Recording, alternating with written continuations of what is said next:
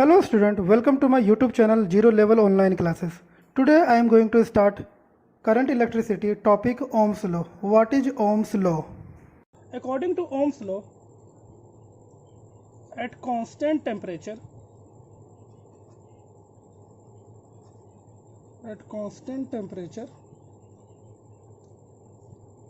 the current flowing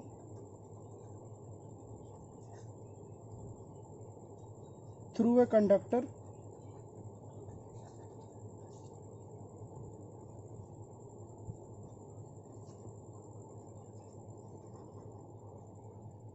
is directly proportional to the potential difference across its end. अब हम लोग ये भी बोल सकते हैं it gives the relationship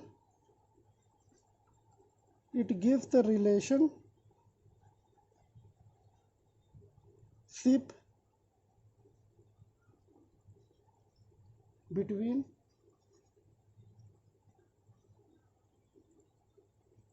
current and potential difference. देखिए पोटेंशियल डिफरेंस जो है ना डायरेक्टली प्रोपोर्शनल है current flowing in the conductor. अब और एक बात, ये प्रोपोर्शनल को हम लोग इक्वल टू बनाने के लिए एक कांस्टेंट डालेंगे, ठीक है। ये जो कांस्टेंट है ना इसको बोलते हैं रेसिस्टेंस। अब ये रेसिस्टेंस क्या होता है उसके बारे में हम लोग जानते हैं। रेसिस्टेंस होता है जैसे मान लीजिए कोई कंडक्टर है, ओके, कंडक्टर में करंट फ्लो करता है, तो वो कंडक्टर में है ना जो इससे करंट फ्लो कर रहा है, तो रेसिस्टेंस क्या करता है ना उस करंट को फ्लो करने से रोकता है, रेसिस्ट करता है। उस प्रॉपर्टी को क्या बोलते हैं? रेसिस्टेंस। अंडरस्टूड? रेसिस्टेंस को आर से डिनोट करते हैं, और इसका ऐसा यूनिट होता है ओम। ओम को हम लोग डिनोट करते हैं ओमेगा से, अपर लेटर ओमेगा से। ओम्स लॉ का जो फॉर्मूला है उसको हम लोग एक फिल्मी ट्रिक से भी याद कर सकते हैं। वो फिल्मी ट्रिक है, बहुत साल पहले, मतलब बहुत साल पहले नहीं, 5-7 साल पहले एक मूवी आया था सलमान खान का, पिक्चर का नाम था वीर, ठीक है। तो वीर को हम लोग कुछ इस तरह लिखते हैं, ओके। अब बस यहाँ पे एक इक्वल टू डाल दो, ये हमारा क्या हो गया, याद करने का ट्रिक हो गया। V for potential difference, I for current और R फॉर रेसिस्टेंस। अब हम लोग I को ऐसे लिख सकते हैं, I is equal to V/R। तो यहाँ पे जो करंट है ना directly proportional potential difference apply across the end, और इनवर्सली प्रोपोर्शनल है तुम्हारा रेसिस्टेंस का, ओके। कुछ इंपॉर्टेंट नोट है, if the potential difference of conductor, देखिए इस फॉर्मूला में अगर पोटेंशियल डिफरेंस जो है डबल होता है, इज डबल, तो ये क्या पोटेंशियल डिफरेंस करंट का डायरेक्टली प्रोपोर्शनल है ना, तो करंट भी क्या हो जाएगा, डबल हो जाएगा। The current flowing through it also get double. और अगर पोटेंशियल डिफरेंस हाफ होता है, आधा हो जाता है, तो इलेक्ट्रिक करंट वो भी क्या हो जाएगा, आधा हो जाएगा, माने हाफ हो जाएगा। लेकिन रेसिस्टेंस जो है ना इलेक्ट्रिक करंट का इनवर्सली प्रोपोर्शनल है। तो अगर रेसिस्टेंस डबल होता है, इफ रेसिस्टेंस इज डबल, तो करंट क्या हो जाएगा, हाफ हो जाएगा, क्योंकि ये जो 2 है ना नीचे ना रहेगा, इसलिए करंट क्या हो जाएगा, हाफ हो जाएगा। इफ रेसिस्टेंस इज हाफ, अगर रेसिस्टेंस को हाफ करते हैं मतलब क्या है कि R/2 करते हैं, तो 2 क्या हो जाएगा, ऊपर चला जाएगा, तो वहां पर क्या हो जाएगा, करंट क्या हो जाएगा, डबल हो जाएगा। Understood? Hello student, this is the definition of resistance. The property of a conductor due to which it opposes the flow of current through it is called resistance. It is denoted by the letter R. ऐसा unit of resistance is ohm, और ohm को किससे denote करते हैं, omega से, upper letter omega से। Understood? और इसको तो हम पहले ही समझा चुके हैं। There is one very important question, is define 1 ohm. तो 1 ओम को कैसे डिफाइन करेंगे? तो देखिए, जब 1 वोल्ट ऑफ पोटेंशियल डिफरेंस किसी कंडक्टर में अप्लाई हो रहा है और उस कंडक्टर में 1 ampere of electric current flow होगा, तब उस कंडक्टर का रेसिस्टेंस कितना होगा? 1 ओम। When a potential difference of 1 volt is applied across the conductor end and a conductor carry a current of 1 ampere flow through it, then the resistance of a conductor is said to be 1 ohm. जैसे कि 1 ohm कब होगा? 1 volt divided by 1 ampere.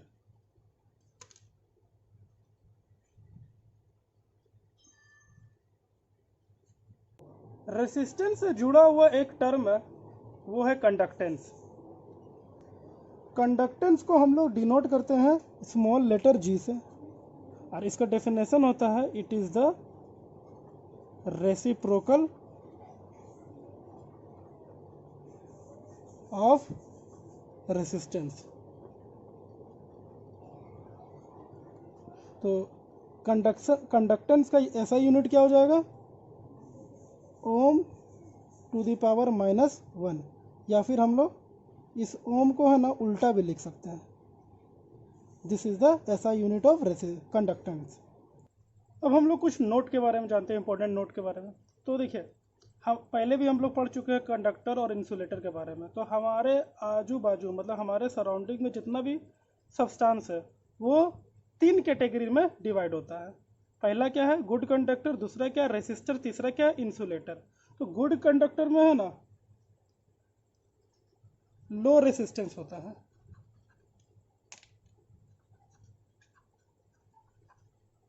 Resistor में होता है high resistance,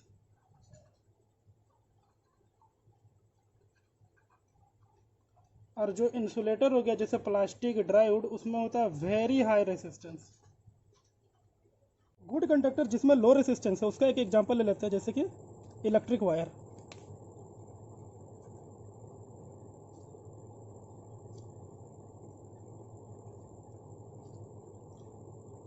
resistor जो कि जैसे मान लीजिए कोई आयरन है, आयरन में जो हीटिंग एलिमेंट जिस वायर से बनता है ना, वो वायर होता है नाइक्रोम वायर। तो नाइक्रोम वायर क्या हो गया? एक तरह से रेसिस्टर हो गया। और इंसुलेटर, और जिसमें वेरी हाई रेसिस्टेंस होता है, वो जैसे कि रबर। रबर जो है एक इंसुलेटर है। चलिए स्टूडेंट कुछ न्यूमेरिकल सॉल्व करते हैं। क्वेश्चन है, an electric iron draw a current of 3.4 ampere from the 220 volt supply line. तो यहाँ पर देखिए पहले क्या दिया हुआ? करंट 3.4 एम्पेयर, और वोल्ट कितना दिया हुआ है? 220 वोल्ट। तो हम लोग रेसिस्टेंस पहले फाइंड कर लेते हैं। रेसिस्टेंस का फॉर्मूला क्या होता है? V equal to I R. तो R इक्वल टू क्या हो जाएगा? V बटा आई। V कितना है? 220, और I कितना है? 3.4 एम्पेयर। ठीक। What current will this electric iron draw when connected to 110 मतलब 110 वोल्ट सप्लाई लाइन। अब ये जो रेसिस्टेंस है ना, इसको हम लोग किस में कनेक्ट कर देते हैं? 110 वोल्ट सप्लाई लाइन में कनेक्ट कर देते हैं। तो कितना करंट प्रोड्यूस करेगा electric iron? I is equal to V by R. तो V कितना है हमारा? 110 वोल्ट, और R कितना आया था? 220 डिवाइडेड बाय 3.4 एम्पियर। पॉइंट हटा देंगे, नीचे 10 आ जाएगा, 0 0 कट गया, 11 से काटते हैं 20 बार में 17, 10 2 से काट दिए, 17 को 10 से डिवाइड करेंगे तो कितना आ जाएगा? 1.7 एम्पेयर हमारा आंसर होगा। Understood? Hello student, now I am going to start a very important topic, factor affecting the resistance of a conductor. तो फर्स्ट फैक्टर है length of the conductor. It has been found by experiment that on increasing the length of a wire it resistance increases. मतलब क्या? और decrease करने से resistance भी क्या होगा? डिक्रीज होगा। मतलब क्या है कि जो लेंथ ऑफ द कंडक्टर है, रेसिस्टेंस जो है ना लेंथ ऑफ द कंडक्टर का डायरेक्टली प्रोपोर्शनल होता है। अगर लेंथ को इंक्रीज करेंगे तो रेसिस्टेंस भी क्या होगा? इंक्रीज होगा। और अगर कंडक्टर का लेंथ को डिक्रीज करेंगे तो रेसिस्टेंस भी उस कंडक्टर का क्या होगा? डिक्रीज होगा। और एक बात, अगर मान लीजिए कि लेंथ डबल कर देते हैं कंडक्टर का, तो रेसिस्टेंस भी क्या हो जाएगा? डबल हो जाएगा, क्योंकि डायरेक्टली प्रोपोर्शनल है। अगर लेंथ कंडक्टर का हाफ कर देते हैं तो रेसिस्टेंस भी कंडक्टर का हाफ हो जाएगा। अंडरस्टूड? सेकेंड वन है effect of area of cross section of the conductor. मतलब क्या है कि जो रेसिस्टेंस है वो इनवर्सली प्रोपोर्शनल होता है area of cross section of the conductor. मतलब कि कंडक्टर का जो एरिया है ना वो इनवर्सली प्रोपोर्शनल होगा रेसिस्टेंस ऑफ द कंडक्टर में। इसका मतलब ये हो गया कि if thicker is wire, then its resistance is less। मतलब क्या है कि अगर वायर थिकर है, मोटा वायर है, तो उसका रेसिस्टेंस क्या होगा, लेस होगा। और if thinner is wire, wire क्या है, पतला, then its resistance is more. मतलब क्या है कि वायर अगर पतला है, थिनर है, तो उसका रेसिस्टेंस क्या होगा, ज़्यादा होगा। इसका मतलब ये है कि area of the cross section of the conductor जो है वो क्या है, रेसिस्टेंस का इनवर्सली प्रोपोर्शनल है। अगर एक बात और ध्यान रखेंगे हम लोग कि area of the cross section of the conductor को अगर हम लोग डबल करते हैं तो रेसिस्टेंस क्या हो जाएगा, हाफ हो जाएगा। अगर area of the cross section of the conductor को हम लोग हाफ करते हैं तो रेसिस्टेंस क्या हो जाएगा, डबल हो जाएगा। ओके। थर्ड वन है effect of the nature of material of the conductor. मतलब क्या है कि कंडक्टर जो है वो कौन सा मटेरियल है। तो जैसे मान लीजिए कि एक कॉपर है और दूसरा है नाइक्रोम।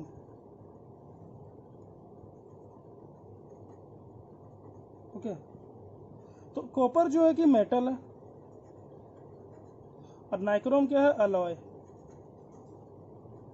ठीक है। तो यहाँ पर एक बात हम लोग ध्यान रखेंगे कि मेटल में जो होता है ना रेसिस्टेंस लो होता है, और नाइक्रोम जो कि अलॉय है उसमें जो रेसिस्टेंस होगा ना हाई होगा। तो इस दोनों एग्जांपल से ये पता चल जाता है कि मटेरियल ऑफ द कंडक्टर कितना ज़्यादा इंपॉर्टेंट रखता है। कॉपर एंड नाइक्रोम है, कॉपर क्या है, मेटल है, और नाइक्रोम क्या अलॉय है। मेटल में लो रेसिस्टेंस होगा और अलॉय में हाई रेसिस्टेंस होगा। फोर्थ वन है इफेक्ट ऑफ टेम्परेचर। रेसिस्टेंस का टेम्परेचर पे क्या इफेक्ट पड़ता है। तो जैसे कि कोई भी प्योर मेटल क्या है, all pure metal increases resistance with increase in temperature. मतलब क्या कि जितना भी प्योर मेटल है टेम्परेचर अगर इंक्रीज करेगा तो उस मेटल का रेसिस्टेंस भी क्या होगा, इंक्रीज करेगा। लेकिन in case of alloy,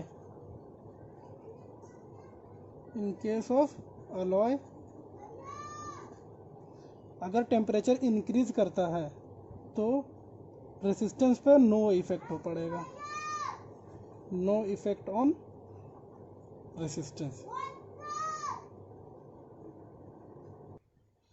now we will discuss a very important topic, resistivity. तो अभी तक हम लोग पढ़े थे कि रेसिस्टेंस जो होता है डायरेक्टली प्रोपोर्शनल होता है लेंथ ऑफ द कंडक्टर का। इक्वेशन 1, रेसिस्टेंस जो होता है इनवर्सली प्रोपोर्शनल होता है area of the cross section of the conductor. ये दोनों को मर्ज कर देते हैं तो रेसिस्टेंस डायरेक्टली प्रोपोर्शनल हो जाएगा L डिवाइडेड बाय A। अब इस प्रोपोर्शनल को अगर हम लोग इक्वल टू बनाते हैं तो एक कांस्टेंट डालना होगा। ये जो कांस्टेंट है ना, यहाँ पे ये जो कांस्टेंट है रो, इसको क्या बोलते हैं, रो। इसका नाम हो गया रेसिस्टिविटी।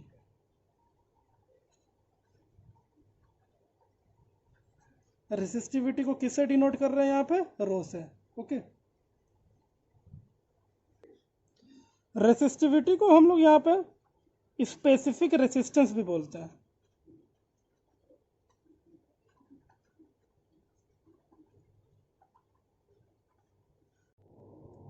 स्टूडेंट देखिए रेसिस्टिविटी में एक खास बात यह है कि रेसिस्टिविटी जो है लेंथ ऑफ द कंडक्टर और थिकनेस ऑफ द कंडक्टर पे डिपेंड नहीं करता है, लेकिन टेम्परेचर और कंडक्टर का नेचर ऑफ द मटेरियल पे डिपेंड करता है।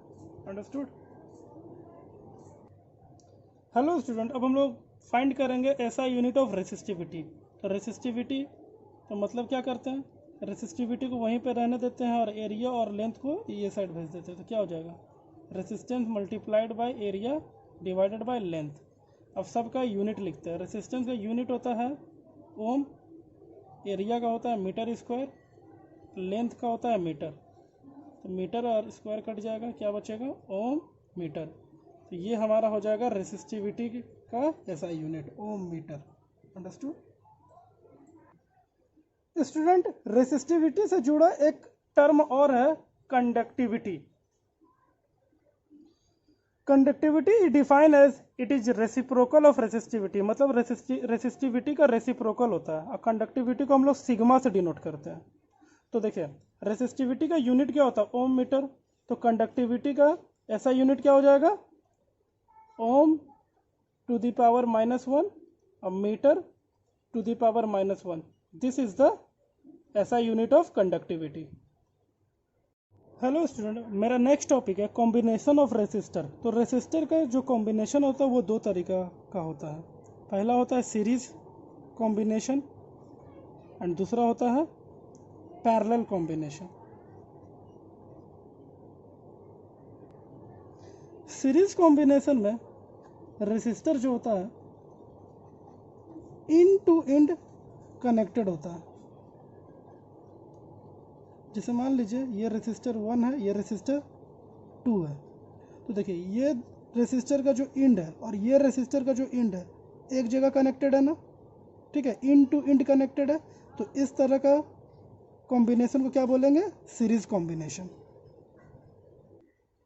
नेक्स्ट है हमारा पैरेलल कॉम्बिनेशन। तो पैरेलल कॉम्बिनेशन में क्या होता है ना कि जैसे मान लीजिए दो वो पॉइंट है ए और ये पॉइंट है बी।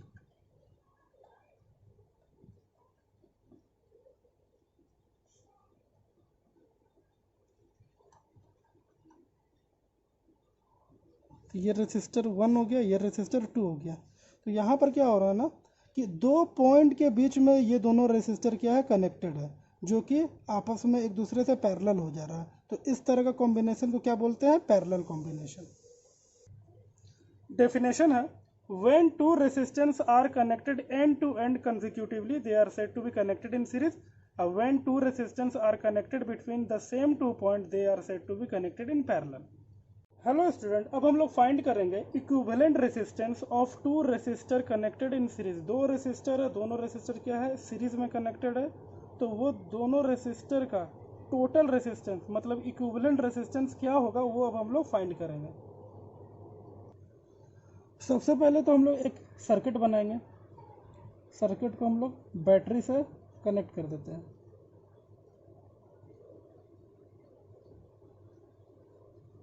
दो रेसिस्टर का बात हुआ है ना, तो दो रेसिस्टर हम लोग ड्रॉ कर दिए।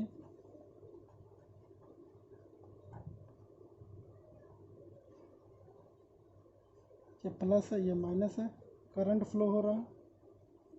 एक बात हमेशा जानेंगे हम लोग कि अगर रेसिस्टर सीरीज में है तो ये दोनों में करंट जो है सेम फ्लो करेगा, लेकिन पोटेंशियल डिफरेंस जो है दोनों में क्या होगा, अलग अलग होगा, डिफरेंट होगा। क्यों? क्योंकि सीरीज में कनेक्टेड है तो करंट क्या होगा, सेम फ्लो करेगा, बट सीरीज में कनेक्टेड है तो दोनों रेसिस्टर का जो पोटेंशियल डिफरेंस होगा वो क्या होगा, अलग अलग होगा। तो देखिए अकॉर्डिंग टू ओम्स लॉ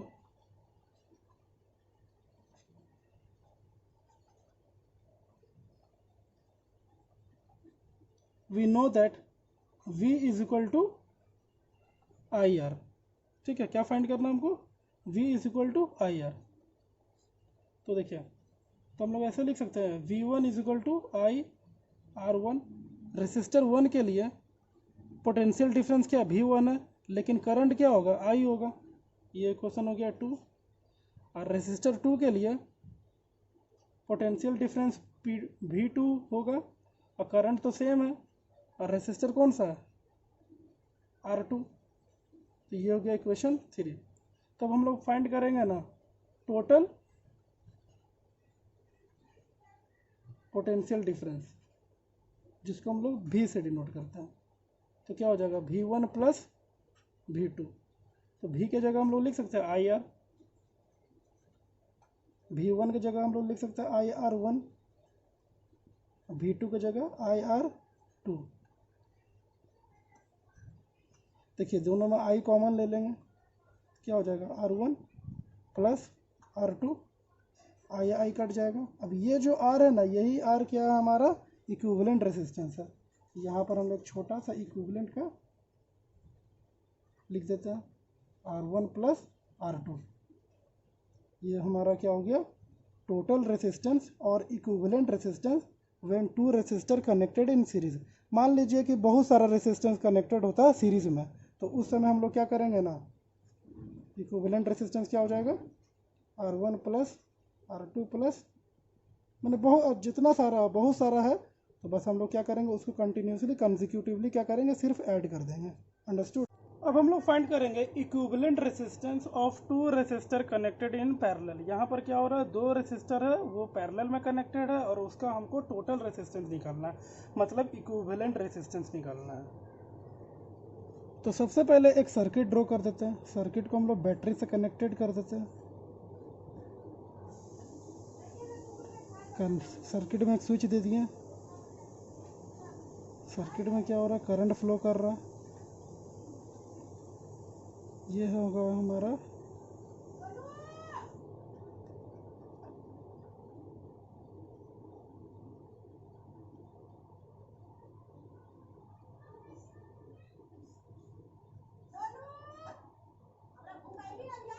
तो ये हो गया ए पॉइंट, ये हो गया बी पॉइंट। ये दोनों पॉइंट के बीच में क्या है, हमारा दो रेसिस्टर कनेक्टेड है। तो हम समझाए थे ना पहले, तो इस तरह का केस को क्या बोलते हैं, पैरेलल कनेक्शन। ओके, तो अब देखिए जब भी रेसिस्टर पैरेलल में कनेक्टेड है ना, तो ये दोनों रेसिस्टर का करंट क्या होगा, डिफरेंट होगा। ओके, करंट दोनों रेसिस्टर में क्या हो रहा है, डिफरेंट फ्लो कर रहा है, लेकिन पोटेंशियल डिफरेंस दोनों में क्या होगा, सेम होगा। Okay, according to Ohm's law,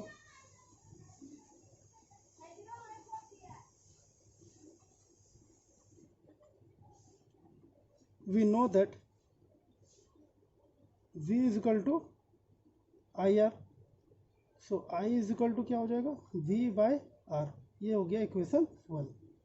okay, तो रेसिस्टर 1 के लिए करंट क्या होगा, I1, पोटेंशियल डिफरेंस तो सेम होगा। तो कौन सा रेसिस्टर का बात कर रहे हैं, पहला रेसिस्टर का, तो जिसको R1 से डिनोट कर रहे हैं, ये इक्वेशन 2 हो गया। दूसरा रेसिस्टर में I2 करंट फ्लो कर रहा है, पोटेंशियल डिफरेंस सेम है, रेसिस्टर कौन सा है, 2 है। ये हो गया इक्वेशन 3। तो अब हम लोग फाइंड करेंगे टोटल करंट। टोटल करंट को हम लोग I से डिनोट करते हैं। तो क्या हो जाएगा, पूरे सर्किट में total current I1 plus I2। तो I is equal to, I1 की जगह हम लोग लिख सकते हैं V बाई R1, I2 की जगह लिख सकते हैं V बाई R2, और I की जगह हम लोग लिख सकते हैं V बाई R। तो ये दोनों में V कॉमन आ जाएगा, तो 1 by R1 plus 1 by R2, तो V कट गया, तो क्या बचा, देखिए ये जो R है ना, इसी R को क्या बोलेंगे हम लोग, टोटल रेसिस्टेंस, मतलब इक्विवेलेंट रेसिस्टेंस। तो हम लोग क्या करेंगे, 1 बाई R, ये इक्विवेलेंट हो गया ना, तो 1 by R1 plus R2, 1 by R2। अब मान लेते हैं कि ये दोनों पॉइंट के बीच में बहुत सारा रेसिस्टर होता है, तो उस केस में क्या करेंगे ना हम लोग, इक्विवेलेंट रेसिस्टेंस क्या हो जाएगा, 1 by R1 plus 1 by R2 plus dot dot dot dot plus 1 by R1 RN।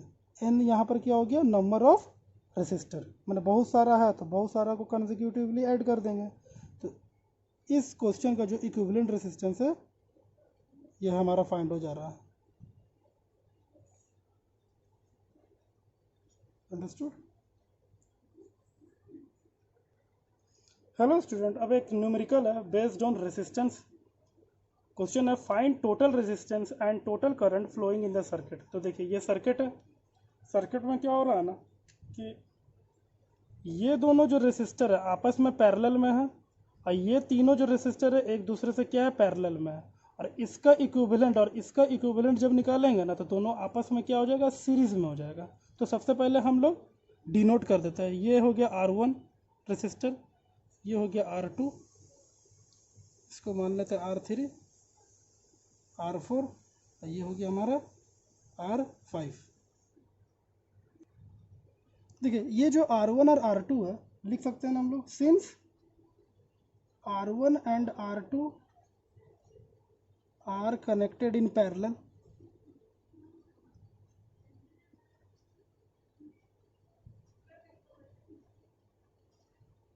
तो ये दोनों का जो इक्विवेलेंट रेसिस्टर है उसको हम लोग RA से डिनोट करते हैं अभी, ठीक है। तो 1/R1 प्लस 1/R2, तो क्या हो जाएगा 1/10 प्लस 1/40, तो 1/RA इज इक्वल टू 10 और 40 का एलसीएम हो जाएगा 40, 4 प्लस 1 5/40, काट देते हैं तो 1/8 आ जाता है। तो इक्विवेलेंट रेसिस्टेंस ये दोनों का कितना आ जाएगा, रेसिप्रोकल कर देंगे दोनों तरफ तो 8 ओम। अब देखिए ये तीनों जो रेसिस्टर है, सिंस फिर से लिखेंगे हम लोग R3, R4 and R5 are also connected in parallel। तो ये तीनों का जो इक्विवेलेंट रेसिस्टेंस है ना उसको हम लोग डिनोट करते हैं अभी बी से, RB से। तो 1/R3 plus 1/R4 plus 1/R5, तो क्या हो जाएगा 1/30, 1/20, 1/60। तो 1/RB इज इक्वल टू 30, 20, 60 का एलसीएम लेंगे तो क्या हो जाएगा 60, 2 प्लस 3 प्लस 1, 6/60, काट देंगे तो 10 आ जाएगा 1/10। तो यहाँ पर दोनों तरफ अगर रेसिप्रोकल करते हैं तो ये तीनों का इक्विवेलेंट रेसिस्टेंस क्या आ जाएगा 10 ओम।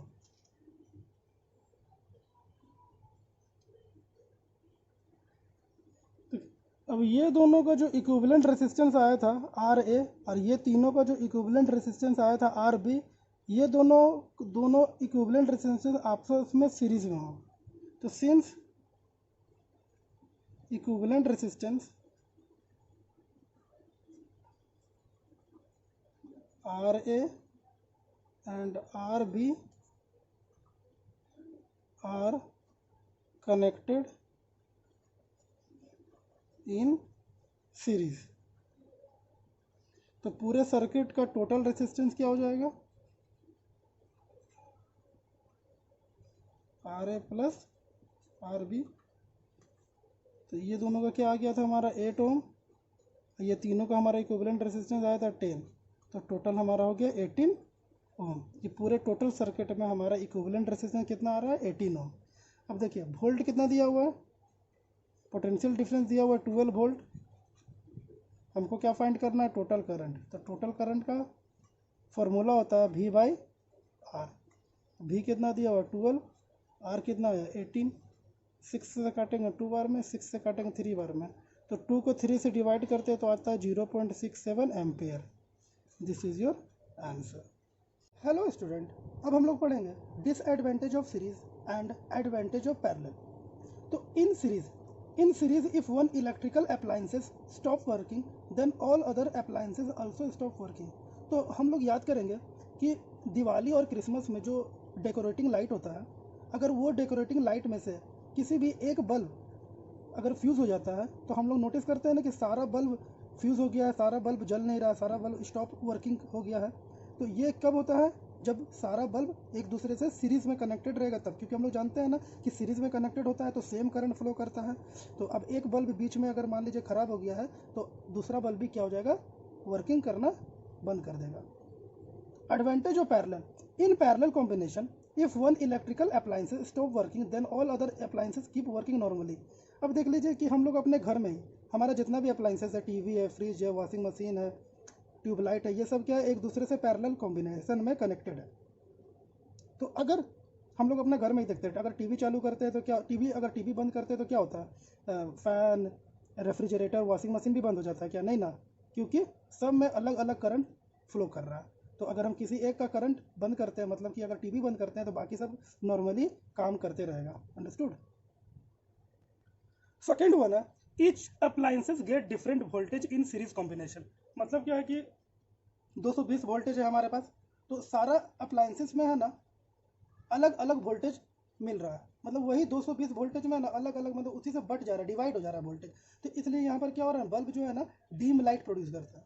लेकिन इन parallel combination each appliances get same voltage. मान लीजिए कि आपके घर में 220 वोल्ट आ रहा है ना, तो टीवी को भी, फ्रिज को भी, वॉशिंग मशीन को भी, सबको 220 वोल्टेज पोटेंशियल डिफरेंस मिल रहा है। अंडरस्टूड? थर्ड वन है in series combination all the appliances having only one switch. मतलब कि दिवाली का जो लाइट होता है, क्रिसमस या दिवाली का जो डेकोरेटिव लाइट होता है, उसमें बहुत सारा बल्ब होता है, तो क्या सारा बल्ब का इंडिविजुअल स्विच होगा? नहीं ना, सारा बल्ब का स्विच क्या होता है, सिंगल होता है। ऑन किए तो सब ऑन होगा, ऑफ किए तो सब ऑफ होगा। But in parallel combination all the appliances having individual switch. जैसे मान लीजिए आप अपने घर का ही बात करते हैं, टीवी का अलग स्विच है, फैन का अलग स्विच है, ट्यूबलाइट का अलग स्विच है। अगर मान लीजिए कि टीवी बंद करना हो तो टीवी बंद कर दिए, फैन और ट्यूबलाइट चालू है। अगर सबका एक ही स्विच रहेगा तो टीवी बंद करेंगे तो पता चला फैन, ट्यूबलाइट सब बंद हो गया। ओके, तो पैरेलल कॉम्बिनेशन में क्या होता है कि सारा अप्लायंसेस का इंडिविजुअल स्विच होता है। Understood? Hello guys, let us discuss electric power. तो कंडक्टर में जैसे करंट फ्लो करता है, तो हम लोग बोलते हैं ना कि करंट उसमें कुछ वर्क कर रहा, करंट कुछ वर्क कर रहा है उसमें। तो यहाँ पर डेफिनेशन क्या हो जाएगा इलेक्ट्रिक पावर का, the rate of doing work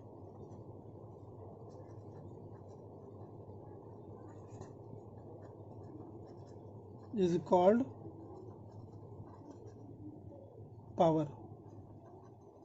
क्योंकि यहाँ पर कंडक्टर में करंट फ्लो कर रहा है, तो इसलिए इस पावर को हम लोग क्या बोलेंगे, इलेक्ट्रिक पावर। तो पावर का फॉर्मूला क्या होता है, work done by time taken. मतलब पावर को हम लोग P से डिनोट करते हैं, वर्क डन को W से, और टाइम टेकन को हम लोग स्मॉल लेटर T से डिनोट करते हैं। पावर का जो ऐसा यूनिट है वो होता है वाट। अब वाट को हम लोग किससे डिनोट करते हैं, स्मॉल लेटर W से। और इसी पावर का यूनिट क्या हो जाएगा, तो वर्क डन का यूनिट क्या होता है, जूल, और टाइम क्या होता है, सेकेंड। तो unit of power is joule पर सेकेंड। तो देखिए, जब यूनिट का बात करेंगे तो क्या लिखेंगे, जूल पर सेकेंड, और जब ऐसा यूनिट का बात करेंगे तो क्या लिखेंगे, वाट। वाट को हम लोग W से डिनोट करेंगे। हम लोग ये दोनों में से कोई भी एक यूनिट का इस्तेमाल कर सकते हैं, ठीक है, दोनों एक ही चीज़ है। एक सिंपल सा क्वेश्चन है, डिफाइन 1 वाट। तो 1 वाट कब आएगा, when 1 joule of work is done in 1 second. देखिए, जब वर्क डन भी 1 जूल होगा और टाइम भी 1 सेकेंड होगा, इज कॉल्ड, तो पावर कितना हो जाएगा, 1 वाट।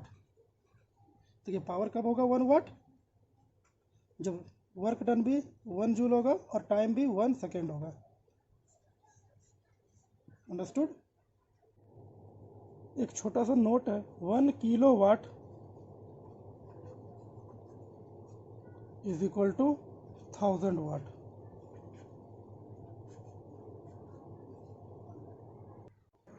Formula for calculating electric power. We know that power का फॉर्मूला क्या होता है, P is equal to work done by time taken. लेकिन हम लोग जानते हैं ना कि जो कंडक्टर है, कंडक्टर में कुछ पोटेंशियल डिफरेंस है, क्योंकि उसको बैटरी से कनेक्ट कर दिया गया है, ठीक है, तो उसमें कुछ पोटेंशियल डिफरेंस है, और उस कंडक्टर में करंट फ्लो कर रहा है कुछ समय तक। तो यहाँ पर क्या क्या दिया हुआ, I दिया हुआ करंट जो फ्लो कर रहा है, कुछ समय तक करंट फ्लो कर रहा है, तो मतलब टाइम भी दिया हुआ है, और क्योंकि कंडक्टर किसी बैटरी से कनेक्टेड है तो उसमें कुछ पोटेंशियल डिफरेंस होगा। तो यहाँ पर वर्क डन किसको बोलेंगे? Potential difference into current into time taken. ये हमारा क्या हो जाएगा? Potential difference. तो पावर क्या हो जाएगा? W की जगह हम लोग लिख सकते हैं V into I into T divided by time taken. तो टाइम टेकन कट जाएगा, तो P is equal to V into I. मतलब अगर हमारे पास पोटेंशियल डिफरेंस दिया हुआ है और करंट दिया हुआ है तो हमारा डायरेक्ट एक फॉर्मूला फाइंड हो जाएगा पावर का। अब हम लोग क्या करते हैं ना, V के जगह हम लोग आई आर पुट कर सकते हैं। ओम्स लॉ होता है ना, V is equal to I R, तो V के जगह हम लोग क्या पुट कर दिए? I R. Okay, Ohm's law होता है ना, V is equal to I R. तो ये पहले से एक आई है, तो ये आई मल्टीप्लाई हो जाएगा तो क्या हो जाएगा? आई स्क्वायर आर। तो ये भी एक तरह से हमारा पावर का फॉर्मूला हो गया। मतलब करंट दिया हुआ है और रेजिस्टेंस दिया हुआ है तो भी हमारा पावर फाइंड हो जाएगा। अगेन आ जाते हैं हम लोग, पावर इज इक्वल टू, फिर से हम लोग लिखते हैं V, और I को हम लोग लिख सकते हैं V बाई आर। तो ये हमारा क्या हो जाएगा? V square divided by R. तो अगर हमारा पास पोटेंशियल डिफरेंस दिया हुआ है और रेसिस्टेंस दिया हुआ है तो भी हमारा इलेक्ट्रिक पावर जो की है फाइंड हो जाएगा। तो फार्मूला क्या हो जाएगा? P is equal to V square divided by R. Understood? तो ये 3 फार्मूला हो गया हमारे पास इलेक्ट्रिक पावर फाइंड करने का। अब हम लोग बात करेंगे इलेक्ट्रिकल एनर्जी का। तो सबसे पहले इलेक्ट्रिक पावर का फॉर्मूला क्या होता है? पावर का फॉर्मूला होता है work done by current divided by time taken. मतलब कंडक्टर में जो करंट फ्लो कर रहा है ना, तो उसका मतलब करंट वर्क कर रहा है, डिवाइडेड बाय टाइम टेकन का फॉर्मूला होता है इलेक्ट्रिक पावर। ओके, तो according to law of conservation of energy, according to law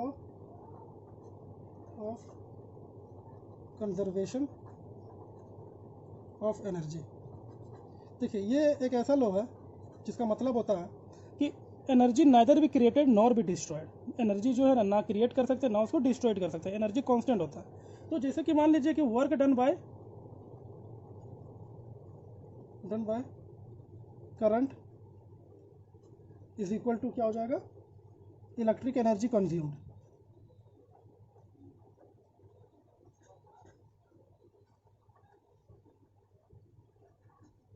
तो हम लोग लिख सकते हैं ना, power is equal to work done by current की जगह इलेक्ट्रिक एनर्जी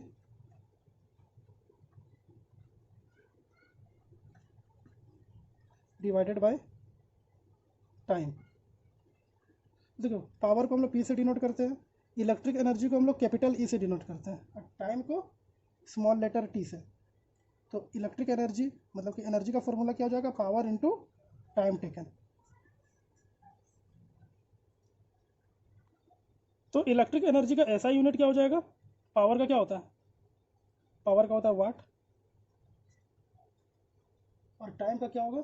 तो टाइम का हम लोग क्या करेंगे ना, यहाँ पे उसको आवर लिखेंगे। ठीक है, क्यों लिखेंगे ये अभी हम लोग थोड़ा देर में जानते हैं। हेलो स्टूडेंट, अब हम लोग पढ़ेंगे commercial unit of electrical energy. तो commercial unit of electrical energy क्या हो जाएगा? Kilo watt hour.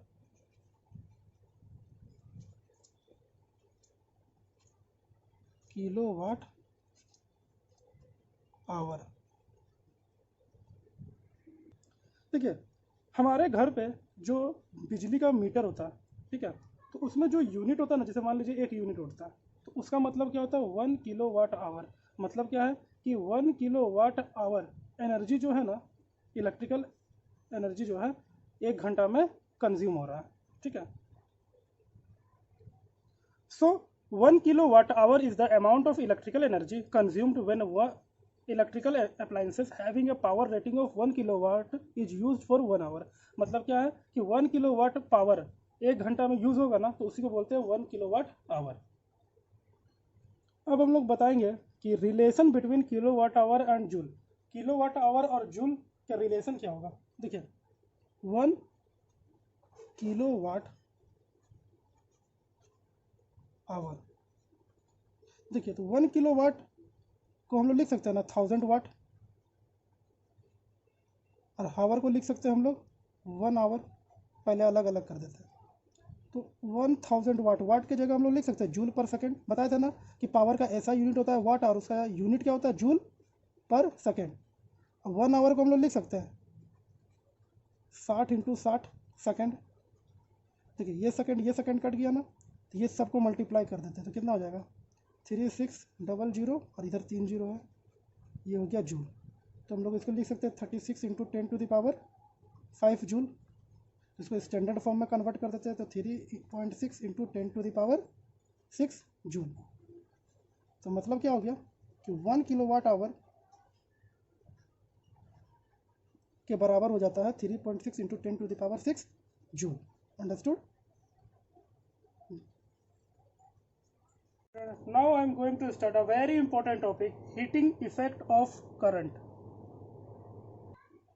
So the definition is, when an electric current is passed through a high resistance wire like nichrome wire. तो जैसा कि हमको पता है कि नाइक्रोम वायर कौन सा, नाइक्रोम क्या होता है, एक अलॉय होता है, अलॉय में रेसिस्टेंस काफ़ी हाई होता है। तो अगर नाइक्रोम वायर से करंट पास करता है तो देखिए रेसिस्टेंस ज़्यादा है तो करंट को पास करने ही नहीं देगा। ठीक है, जैसे मान लीजिए कि आप है ना एक रास्ता से जा रहे हैं, अब कोई दूसरा पर्सन आपको बार बार रोक दे रहा है, तो आप क्या करोगे, गुस्सा से आपका आँख मुँह पूरा शरीर लाल हो जाएगा, आपका शरीर पूरा गर्म और लाल हो जाएगा। सिमिलरली जैसे ही नाइक्रोम वायर में करंट पास होता है और उसमें हाई रेसिस्टेंस होता है, तो करंट को क्या कर रहा है, रेसिस्टेंस ज़्यादा होने की वजह से करंट को बार बार रोक दे रहा है रेसिस्टेंस, जिस वजह से जो वायर है, नाइक्रोम वायर है, वो हॉट हो जाता है और वो हीट प्रोड्यूस करने लगता है। This effect is known as heating effect of electric current. So in resistance wire when electric charge moves against a potential difference V, potential difference को किससे डिनोट करते हैं, V से। The amount of work done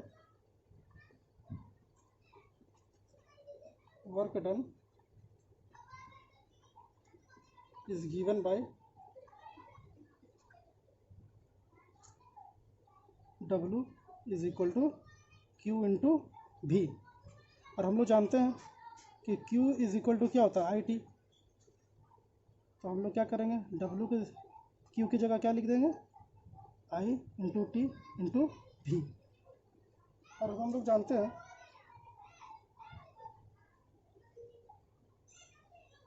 W is equal to I into T। अब V की जगह हम लोग लिख सकते हैं ना IR according to Ohm's law.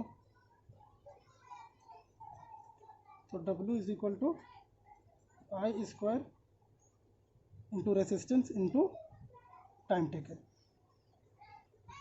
अब हम लोग जानते हैं कि work done by current is equal to electrically energy consumed.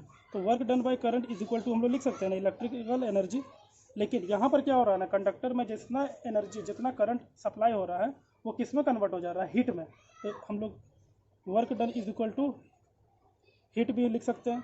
तो यहाँ पर जो फॉर्मूला है ना W is equal to I square RT, तो हम लोग डायरेक्ट लिख सकते हैं H is equal to I square RT। यहाँ पर जो heating effect of electric current है वो डायरेक्टली प्रोपोर्शनल है square of the current, directly proportional है रेसिस्टेंस ऑफ द कंडक्टर, और डायरेक्टली प्रोपोर्शनल है टाइम टेकन। मतलब कि कंडक्टर में जितना ज़्यादा रेसिस्टेंस होगा उतना ज़्यादा हीटिंग इफेक्ट ऑफ करंट होगा, जितना ज़्यादा करंट पास करवाएंगे उतना ज़्यादा हीटिंग इफेक्ट ऑफ करंट होगा। कब, जब आपके पास वायर जो है नाइक्रोम वायर रहेगा तब। इसलिए heating effect of electric current को हम लोग जूल्स लॉ ऑफ हीटिंग भी बोल सकते हैं, joules law of heating.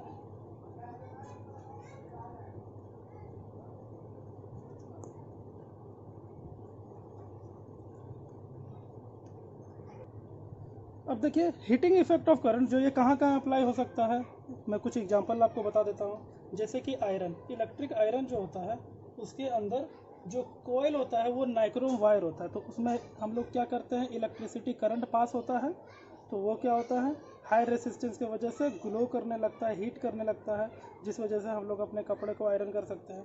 Bulb के अंदर जो टंगस्टन वायर होता है उसमें भी रेसिस्टेंस हाई होता है, जिस वजह से वो ग्लो करने लगता है और हीट प्रोड्यूस करने लगता है।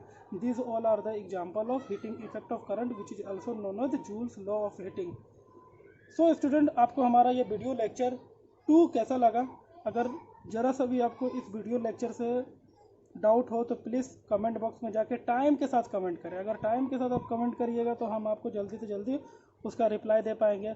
आप मुझे व्हाट्सअप पे भी कांटेक्ट कर सकते हो। हमारा व्हाट्सअप नंबर है 9534257990, या फिर आप मुझे ईमेल कर सकते हो जो मेरा डिस्क्रिप्शन बॉक्स में दिया हुआ है, ईमेल आईडी। तो मोस्ट इम्पोर्टेंट काम कि स्टूडेंट प्लीज़ मेरे चैनल को सब्सक्राइब करिए। Thank you. Have a nice day.